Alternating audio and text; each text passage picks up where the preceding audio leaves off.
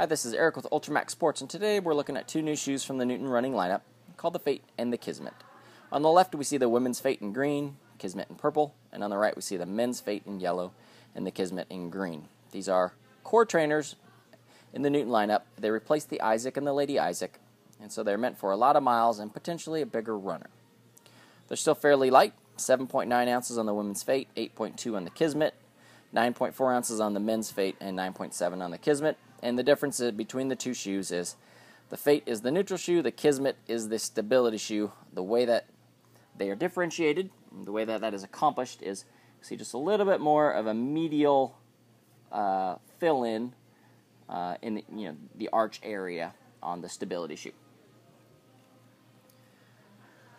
Newton, if you're familiar with the company, utilizes Lugs to help encourage an efficient stride, which means not striking too far out in front of your body. They design an air chamber underneath each lug, which compresses and recoils at each step, and so that gives you some extra cushioning and extra responsiveness. Now, Newton, in their line, has shoes that are more responsive and less responsive, and they refer to that as pop, the level of pop. And so a pop 1 is a very responsive, pop 2 is in the middle, and pop 3 is a very soft, less responsive ride. And so these shoes fill in the pop 2 category.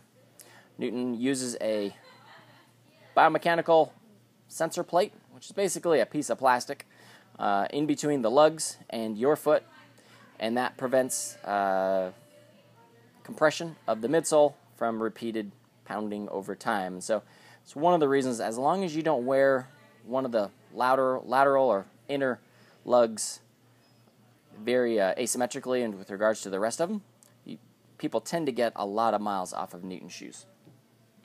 Other notable points, as with a lot of shoe companies these days, Newton has gone to welded uppers instead of sewn-on overlays, and so that is going to be a little bit more of a sock-like fit, still hopefully keeping you secure, but without the rubbing that we a lot of times see with stitched pieces.